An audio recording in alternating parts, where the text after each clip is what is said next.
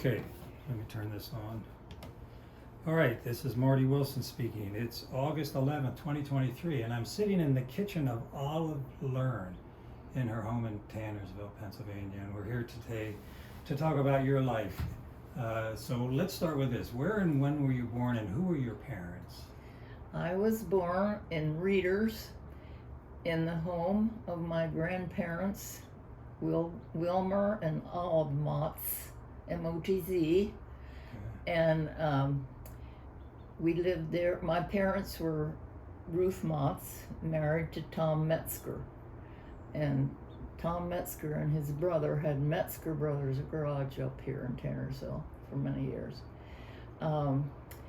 Then when I was 7, I started school at 5 years old in the old one-room mountain school on Mountain Road in Readers. And I went to my first and second grade. I went over there. What was that like, going to a one-room school? Well, it was sure different.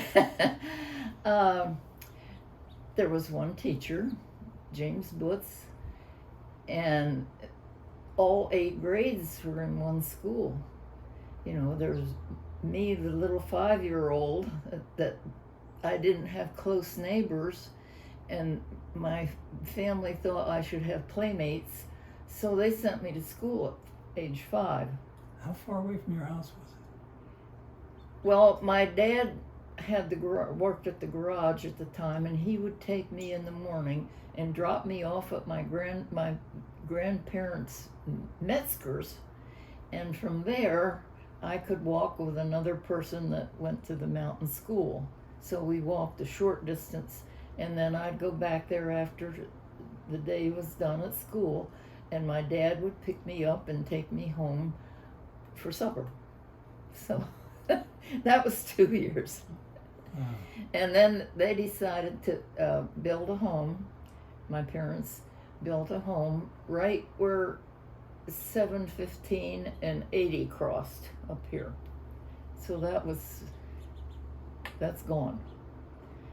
And my dad had passed away by then, and my mother came and lived here for 14 months while she built another house, which is no longer there either. It's now the parking lot of Weiss Market. So she lost 2 homes by eminent domain, I guess you call it. So then she passed away, and I don't know where to start from there. When we moved to Tannersville at first, we lived in an apartment over the Learn store, which was at the corner of 715 North and 611. The store is no longer there, but we lived there for a couple months until we could get into our house over the road, over 715 a little way. And then I started school in Tannersville, 3rd grade, and I have a brother, or had a brother, 2 years and 1 day younger. He's 2 years and 1 day younger than me. And but he's passed away now. But we lived over there through my school days. Graduated from school from Pocono, and then I graduated on a Friday, and on a following Monday, I started work at National Drug Company, which is now Sanofi.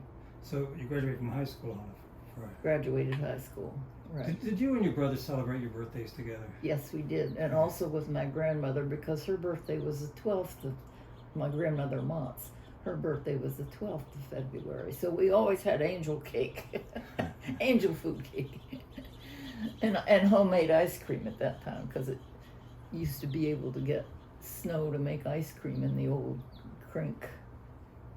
Do you have any strong memories of, being a girl growing up out here in I mean, it was very rural back then, right?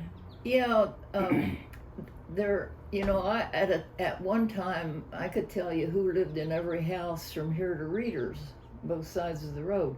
Same way with Tannersville, I could tell you who lived on every house up and down Tannersville. Now I don't know my next door neighbors. About that. But at that time, when we lived above the store, when I was a kid, I used to roller skate on 611 through Tannersville. And the reason I went into the road, that was cement, and it was more even. There were huge blocks of stone sidewalks with trees that arched over the road, and that was all taken in 1943 when they made the 3-lane highway through there. You know, we didn't mention the year you were born. I'm not prying if you don't want to tell us. Right. No, February 15th, 1930. Okay. All right. Yeah. So, I'm 93 and a half now. What did a young girl do for fun when living around here? Well, when we lived with my grandparents, I was always connected to my grandmother Motz's apron strings. I was always doing things with her.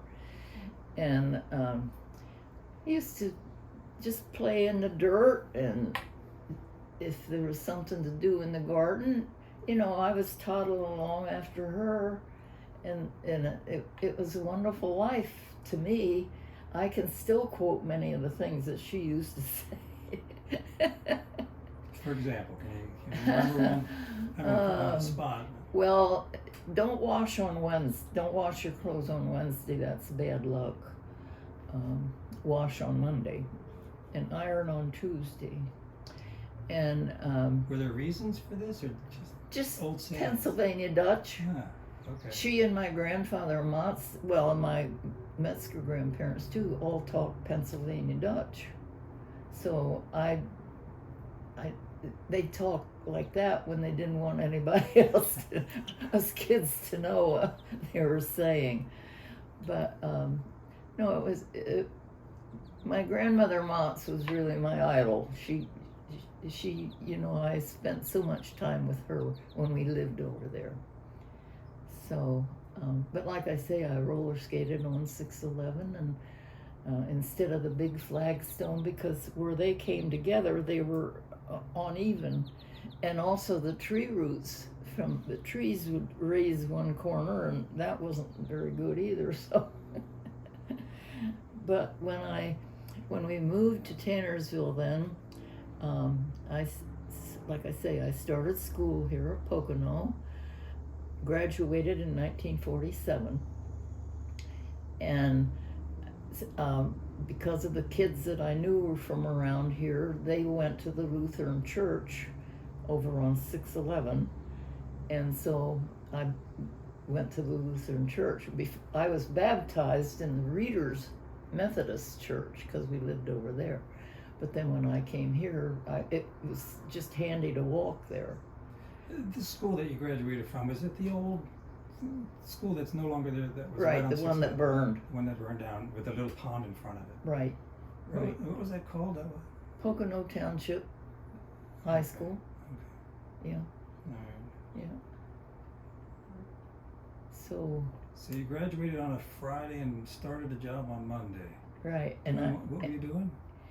Well, I started out in what they call the finishing room, where you cleaned off the ampules that were already filled, and then they were packed and taken to Philadelphia, and then from there they were, I don't know how they did it, repackaged them, I guess, and sent them to the doctors. So, and then later on I became a lab tech. I helped to grow a lot of things. Lots of whooping cough vaccine, and I worked on rabies. At that time, rabies, we dissected cut out rabbit brains, and they were centrifuged, and the same way with the your vaccination, that you got smallpox, that was grown on calf bellies. They would scrape and injure the belly, and then the vaccine bugs were put on there, and then they would grow, and then they'd take them off and centrifuge them and put green coloring in them, and then at that time we were doing a lot of things for the Army, so a lot of them were just put into tiny little glass vials, and then we would sit and seal the end of the vial, because each soldier got his own vaccine. And I worked on diphtheria, and I just was an old town all around. And this is with a high school degree. I mean, you had no advanced training. No. They trained you on Right. the job. Right. Hmm. Right. I suppose they don't do that anymore. I suppose you have to have a college degree. I imagine, yeah. But at that time, a lot of us were just self-trained.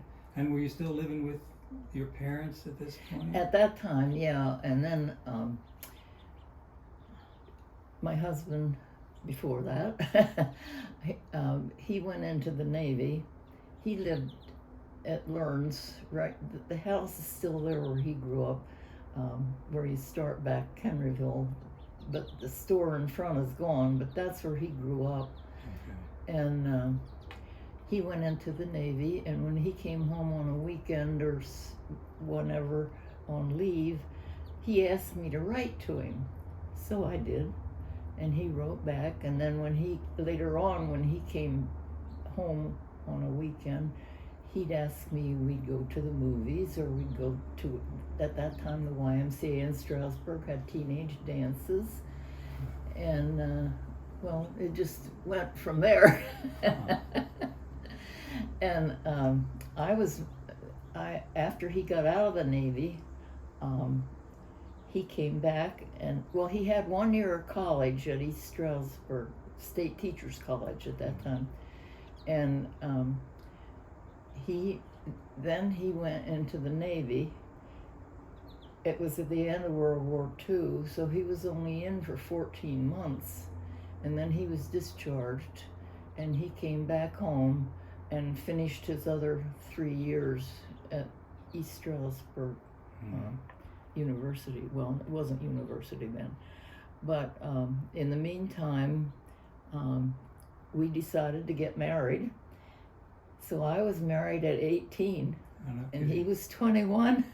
What was his first name? George. George. Yeah.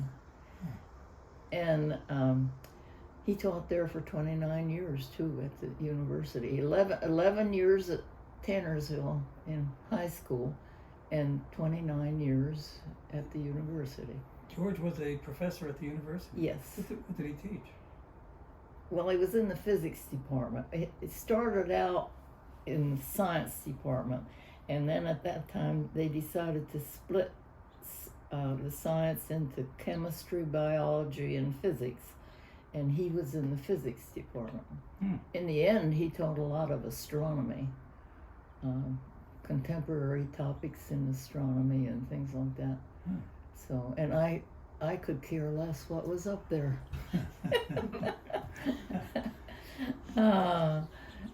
Seeing in the paper about the shooting stars that are supposed to be happening now, he would schedule a time to go down to the university. At that time, he was instrumental in getting the first observatory there, the little one up on Marguerite Street. So he would schedule a time to see these stars, and sure enough, it would rain. The phone would be ringing off. So, Dr. Lerner, are we meeting tonight? So, but he, to get back to George, he, like I say, he taught school here, high school, and he taught everything. I mean, he had a major in science, in the sciences, and a minor in math from East Stroudsburg University. And then he knew Dr. Kaler quite well, or Dr. Kaler knew him quite well, I guess, by that time, because they used to have science fairs, and Georgia's students always took top prizes. So Dr. Kaler figured that was a good person. So while he was still teaching here, he was moonlighting at the university in the evenings for some classes. And then George went to Lehigh, and he got a degree, Master of Arts in Secondary Education, where he could have been a principal. And he decided he'd stay in the classroom. And then later on, when he was at East Stroudsburg University, he also was studying at Rutgers in New Brunswick. So he'd teach a whole day there here at East Stroudsburg, go to Rutgers for class, and come home. Start out the next morning at Tannersville again. But he did get his Doctor of Education from Rutgers. And he also applied for National Science Foundation scholarships, summer schools. We, the whole family, went to Texas A&M one summer, 1962. And then he applied. At that time, Tox Island was a popular thing in this area. And he applied for another National Science Foundation grant from in water resources. So we all packed up and went to Utah State in Logan, Utah for the summer. So he had all those, I mean, they weren't degrees, but he had the things to show that he was there. So then Dr. Kaler came after him, and while he was still teaching here and moonlighting, and he said, "Would you come to East Stroudsburg? There's an opening." So that's how he got to the university. Oh. And what were you doing? You're still working? No, I worked 5 years at National Drug. Then I had my daughter, and I didn't work after that. I was a kept woman, I always said. And then 2 years later, I had my son, 2 years and 3 months. But no, I didn't work after that. But then when my daughter was of Girl Scout age, she went to Brownie Scouts. Here they met in Tannersville, and she went to school. Both my kids went to elementary school here, and then the jointure went and they graduated from Swiftwater. But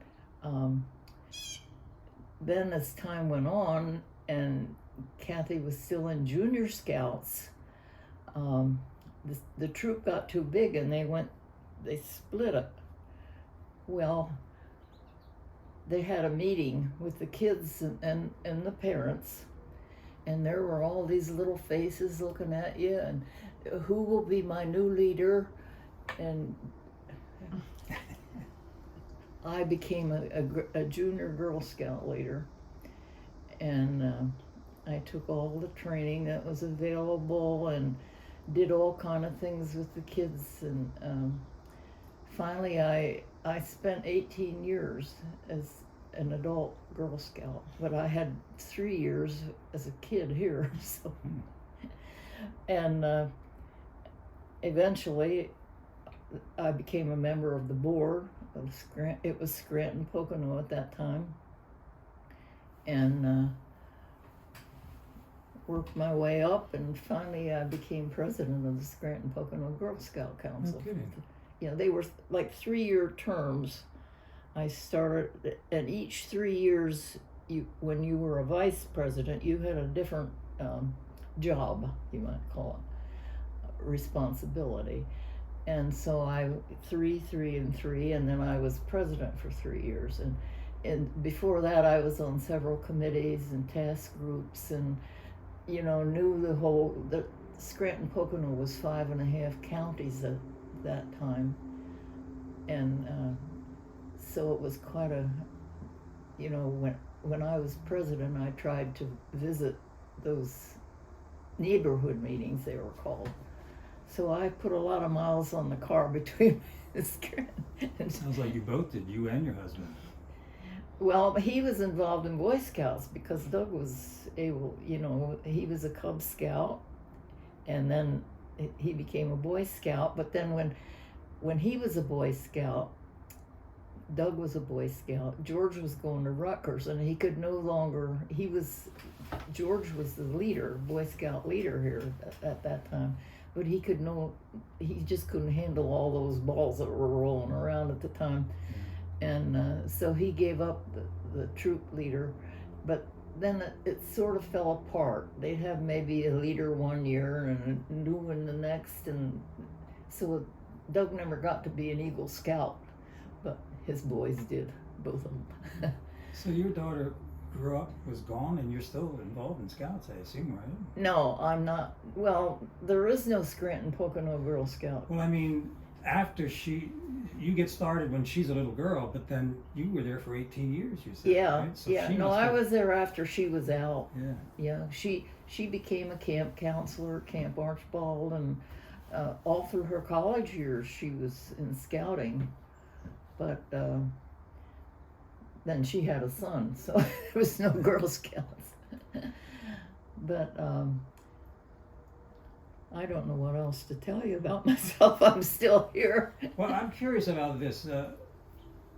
Tannersville's not that far from Stroudsburg, and with Route 80 right next door to you here. Well, and we were here before Route 80. Right. So, what was it like when going to Stroudsburg? Was that like going to the city, or what? Did you go to Stroudsburg often? Well, well, your husband did because he taught at ESU. Yeah, he went, all the time. Well, there were Kinsley's built a grocery store, so we had groceries.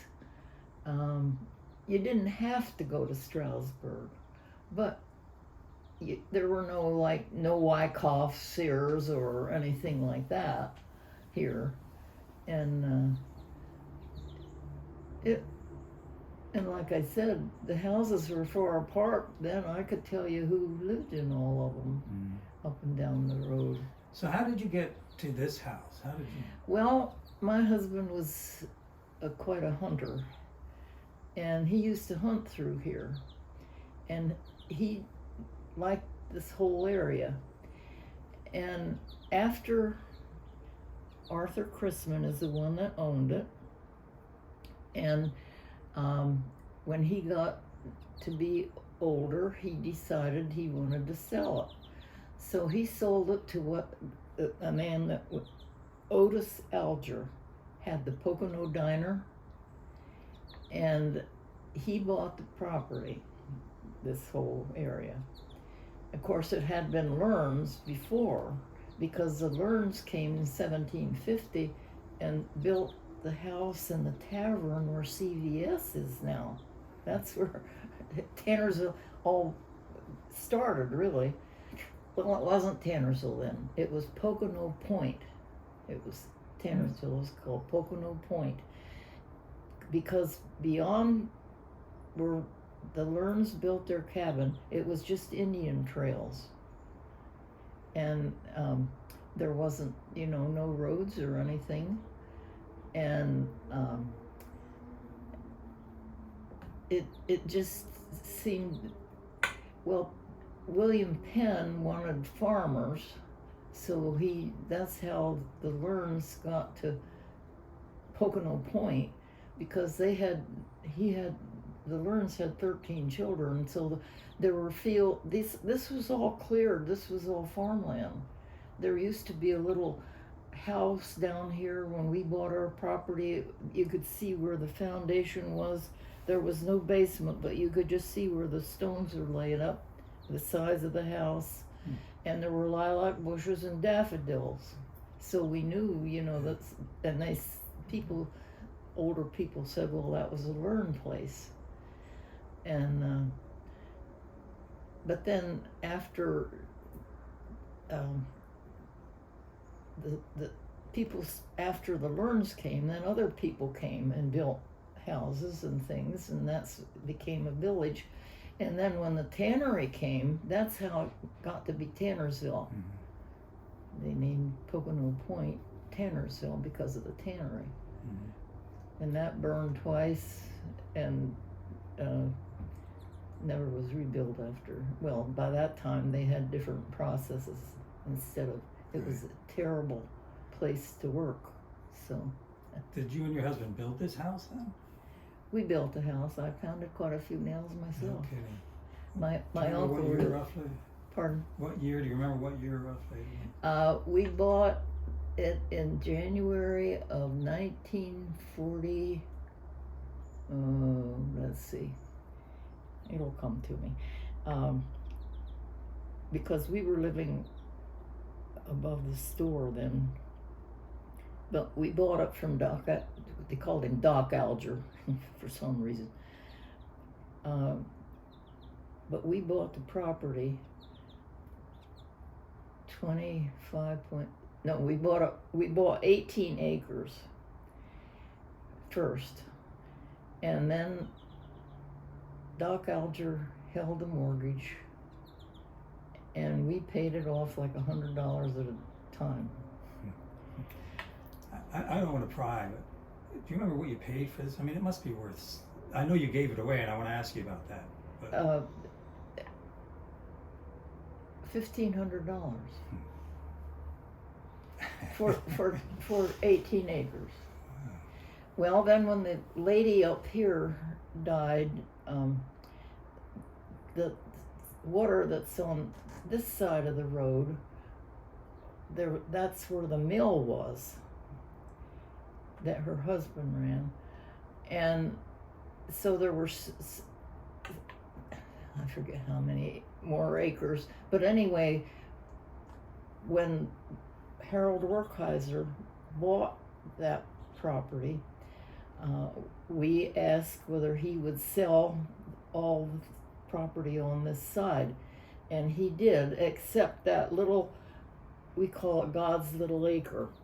There's a little spring house up here on the right, and that is the water supply for the house, for the main house up there. Okay.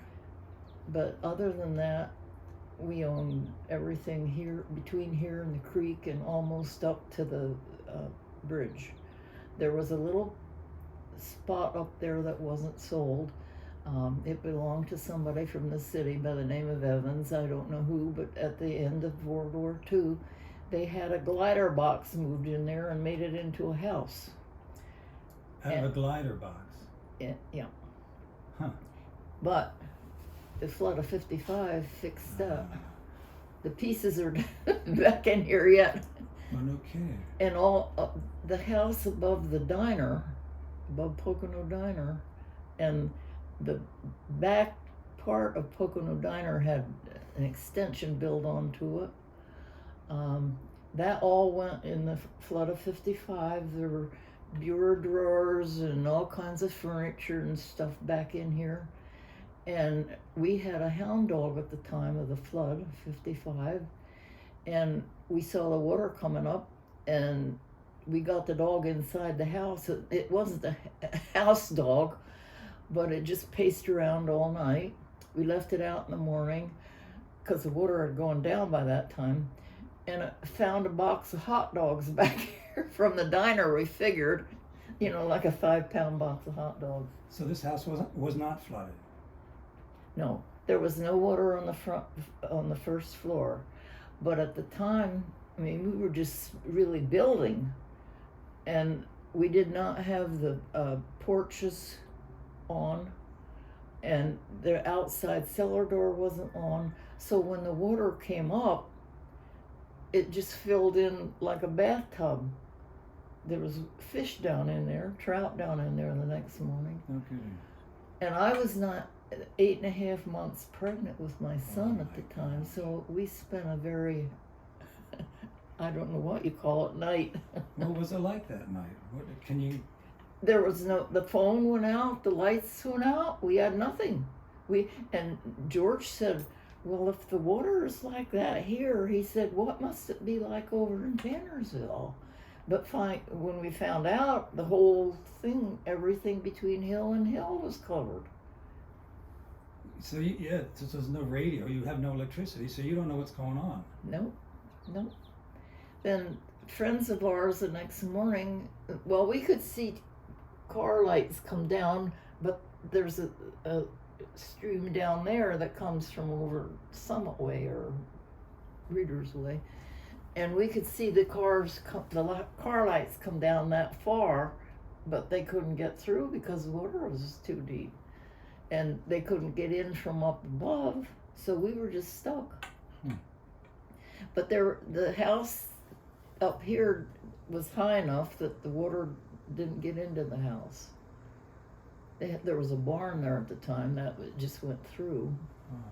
So how did it dawn? How did you learn eventually how big 55 flood was? I mean, Well, the next morning, friends of ours from over at Readers in Appensville came, and they had a Jeep and they could get through, and they threw a rope, great big hawser, I guess you call it, across. They tied it fast to a tree out there, and then the water had gone down far enough that they could throw it over. And George, because the original Pocono Creek is where the driveway is out here. This was straightened in the early in the 40s. Whenever they straightened the Pocono Creek, they made it straight instead of coming down through here. Why'd they do that? You know? I don't know. I don't know. But it was the WPA did it, and it was rip-wrapped and beautiful. There's still a little piece of rip-wrap down at the end of my property back in there.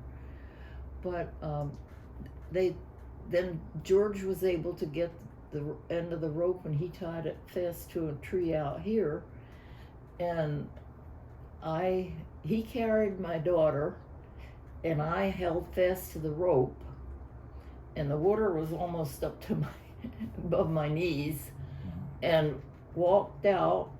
And by that time, I think it was my dad that could get through, and they lived up there at 715 and 80, and we went up there, and we stayed there until we could get all the motors, like in the water pump, the furnace, and all those things had to be redone or whatever they did to them till we could get back home here. And how long were you gone? I don't remember. Weeks. I know that. Yeah. But I was home here just before I had to go to the hospital to have Doug. And his birthday is the 6th of September. So, yeah. Okay. Yeah. So it was quite an ordeal. I mean, and like I said, you know, everything in Tannersville. Well, George's father and mother had more damage at their house than we did here, actually. I mean, their front porch, and there was a car down in, the water had swirled where you drive off to go back Henryville way. There was a hole there that a car was down in. It swirled around, and they had a stone front porch, and that was gone, and it was unbelievable. And the day before, George's mother had been down to Dr. Horn. He had an office here, and he wanted her to stay because the water was coming up then, and she started up 611 and walking on the cement road, and she got up as far as Ganshorn's, the funeral home, and Mrs. Ganshorn came out and she said, "Come in with me," she said. And George's mother stepped off the edge, and the water had washed that she fell, and the force of the water, she was rolling like a pumpkin. She lost her shoes and everything. And at that time, two of the guys, young guys, that Harry Werkheiser and Ted Rao, were on a tractor, and they saw it happen, and of course the tractor was high, and they got a hold of her and got her out. And I don't remember whether they took her back to the Ganshorns or whether they took her home. I can't remember that part anymore. But anyway, and she had water in her, muddy water that she was coughing up for days. So, but it was, I guess, I don't think anybody from right here died from the, from the flood. But of course, the story of Stroudsburg and East Stroudsburg and all that. So I know, driving in your driveway, I saw that rock with the beautiful plaque on it. Can you tell us about how that transpired? Well, after we put our property into the conservation easement, the township also has rights with Pocono Heritage Land Trust. I mean, they both really control what happens on that property that we gave. Why did you give it to them, and when did you give it to them? December of 2011. Okay. And George passed away in December of 2013. So he knew we were working on this, but he knew that it had gone through, which was, I'm so thankful for. Well, the township had that brass or bronze plaque made, and it laid over there in the township building, and whoever were the new people on the, they weren't commissioners then, they were township supervisors. There was only 3 of them, but they didn't know much about what was going on. And so Harold Jr. worked for the township. He was a roadmaster, and he said, he said, that plaque lays over there. He said, I'm going to take it. George was in Pleasant Valley Manor at the time, so Harold took the plaque to Pleasant Valley Manor and laid it on his tray that George could read what it said on there. And then a friend that was in high school with George, well, George always wanted to have it on a stone, but we don't, all we have is cobblestones. So Verdon Rustine, who lives in Readers and was in high school with George, said, come and look. He said, there's lots of stones over here in Jackson Township. And so we went and looked. George didn't, of course, but Doug and some of us went, and we couldn't really find any that we felt that had a face that you could put a plaque on. So then one day, Verdon's son said, I think I found a stone for you. So we went and looked, or Doug went and looked, I guess, and sure enough, it had the face. So he brought it over. I don't know how he loaded it and brought it here, but he dumped it off up there in there. And then, never can think of his name. The guy that does the tombstones out West Main Street. That awful. Next to the Wawa. right? Yeah. Yeah, I don't know. Yeah. Well, anyway, well, he came and after the plaque, George had seen the plaque, I brought it home and put it here on the floor behind the sofa. So I knew that it wasn't going to be taken care of over at the township. So this was a year or more later.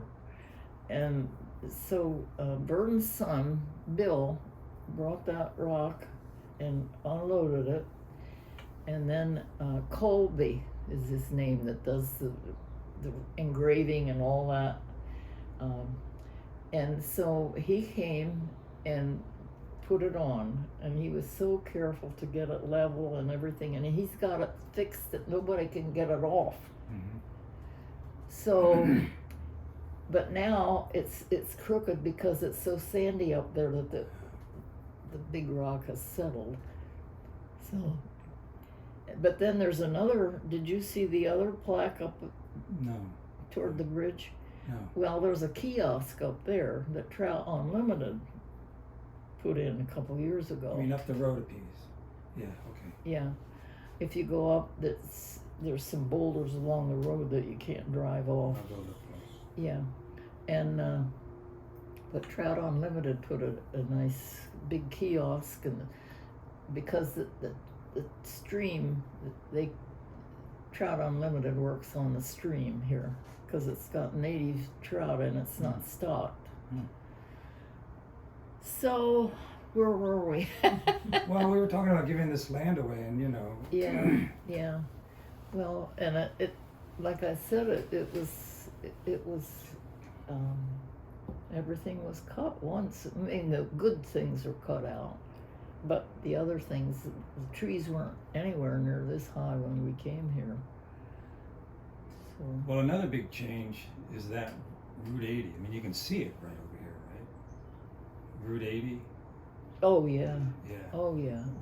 Well, we didn't know that Route 80 was coming through here. Or Sure. We never would have built here. Oh yeah.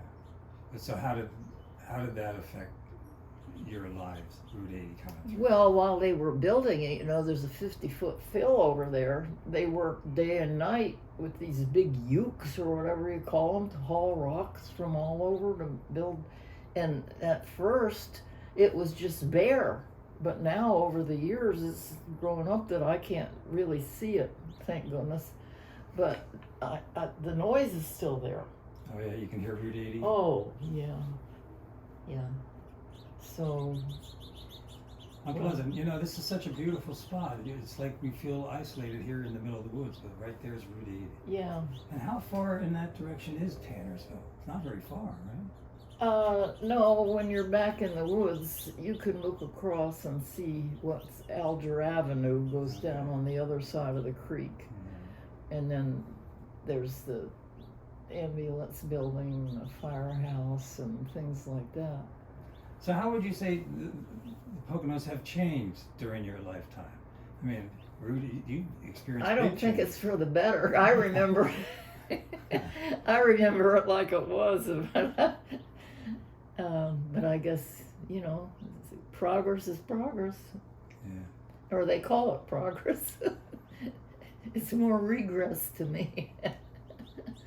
No, it's busy. Yeah. I have to watch, because my mailbox is sort of on a curve there. I have to watch when I go for the mail. If somebody's coming down the road and somebody's coming up, I gotta jump out of the way. And it's supposed to be 25 miles speed limit. Well, forget it. Well, Especially, see, the Northampton Community College used to be right up here. And when that was going, the kids would tear out of there, and it was, you had to watch for your life. And all kinds of junk they'd throw out. It was, well, my son still, when he comes down, then he'll take a garbage bag, trash bag, and pick up stuff along the road. So but it's not like it was when the college was up there. So it's busier, a lot more people. Oh gosh. Are you still connected with the church in any way? The church is no longer a church. Oh, okay. The Lutheran church is up on Fish Hill Road, and we were involved with that too, that move. We outgrew the church here on 611. Families would come and there wouldn't be room for them all to sit together and things like that. So I was chairman of the committee to study that. The synod had guidelines that you could go by. Mm-hmm. So, and George was always on council, and he taught Sundays. He was a member all his life. Of course, I came from Methodist, but he was on council. He taught Sunday school. He was superintendent of the Sunday school. He was always involved with church. You've led a pretty full and busy life, it sounds like. We both did. Yeah. You know, community. It was community. We did things for the community. He wanted to make Tannersville a better place for people to live. Yeah. And he was used to be on the Township planning committee and things like that. But it just got too much. He saw the people that came in were realtors, real estate people, and you just couldn't fight City Hall at that point. His blood pressure went up, so he just retired from those things for his health, really. But, you know, to sit back and see it happening, it wasn't pretty either. So the church and the scouts, and is there another part of your life that we haven't talked about yet, or?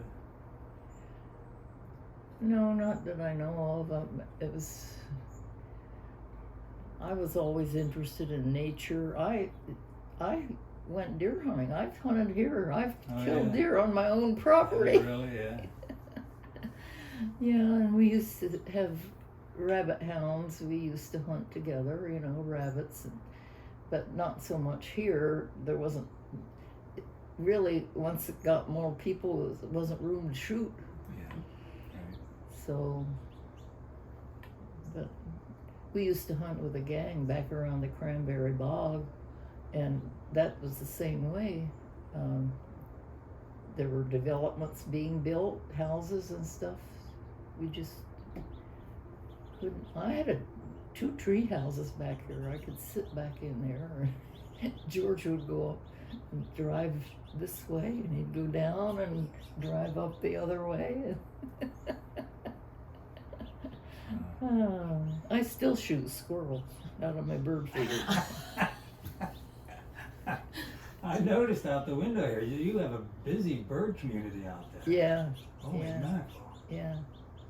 Well, is there anything else we should have asked you about? I mean, you've led a fascinating and full life. No, I was always interested in nature. I used to photograph wildflowers, and I used to do a program on that. Oh, yeah?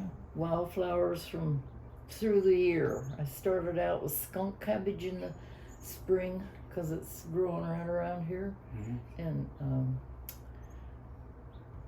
the shrub hazelnut up along the road in the last thing that blooms in the fall, and I had everything in between. I had a camera. I still have it, but you no longer take pictures that way. But I carried that with me when I traveled, and we've traveled all over. We've traveled in all the states, George and I, and we've been to Europe, Germany, Austria, and Switzerland twice, and also to England and Wales. His mother was Welsh, and they were always proud of their Welsh heritage. I got proud to be Welsh magnet on my refrigerator now. And we were able to go to the place where his grandparents lived in Maestig, Wales, and the house was being redone. It was a row house, like a miner. There were coal miners, and the houses were built up and down the hill on both sides of the street. And we went and looked we had a hackney cab take us when we had a free afternoon in Cardiff, Wales, and he took us right to the property, and we were peeking in the windows, and the guy next door came out, and he wondered what was going on, and we told him, and he invited us into his house, which was exactly like the one that was being redone. So that was real interesting. And the house, they were Baptists, and his grandparents came to Nanticoke, and that's where George was born. His mother went up there to have him. Miners? Coal miners. His grandfather was the guy that carried the canary down into the mine to see whether it lived or died from the gas. Yeah. So these presentations you did on the flowers, where would you give those presentations?